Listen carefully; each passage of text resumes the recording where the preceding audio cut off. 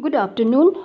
In the last video presentation, I started off with the verse 3, and we were discussing about the sentence uttered by Lord Krishna to Arjun: do not play like eunuch.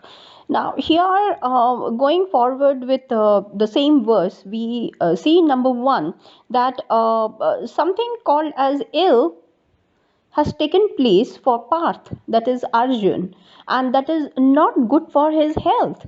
And that can be rendered as a toxic leadership. There is some kind of a illness which can be seen in Arjun. I'm not talking about the real toxic leadership. However, this you can consider here.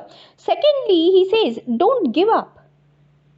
It's not ethical value, it is opposite to something else, and we will see what the verse tells us. So he tells him, please do not give up your things. You need to take care of yourself also, and you need to go ahead and fight. Then he tells him, faint heartedness. This thing is something that we have seen both in Radhakrishnan's translation as well as in R.C. Zehner's work also. They they use these words, faint heartedness. It seems as though, it is the word stand for weak. So that means opposite to boldness. So somehow Krishna is making Arjun aware, try to be bold, don't be a weak person. Then he tells him, stand up. You see, I told you earlier also when we were discussing about Lord Krishna as a leader, that I told you very clearly that he is action oriented leader, absolutely. And here it seems as though, he is making Arjun aware, stand up and move ahead.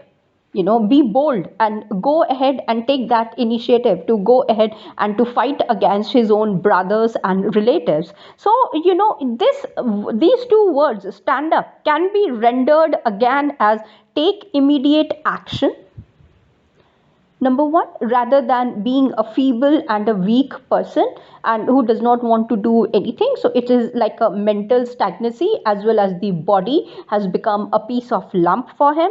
Then he says immediate responsibility.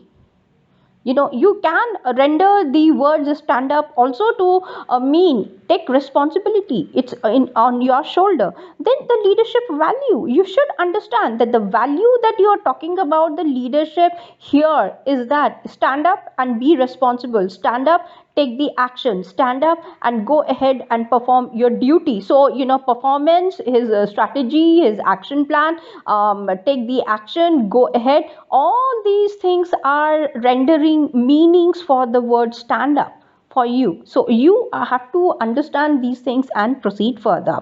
Then the last thing that I could see is just chastiser of your foes. That means what? Value of a true leader, that yes, you need to go ahead and compete with your enemies. Foe is nothing but the other word for enemy, a stronger word. So he telling him, be the person who can go ahead, kill the enemies, withstand that competition and proceed further, and that is meant for his own survival. So try to understand all these words which we are coming across and how beautifully they fit in with the other meanings also side by side. If you take up some kind of a scholarship again and think that yes, we need to do these cross interdisciplinary projects and understand the theories behind it, the new way of looking into these things also. So I'm going to end here with this particular video presentation of mine. Let me come up with another one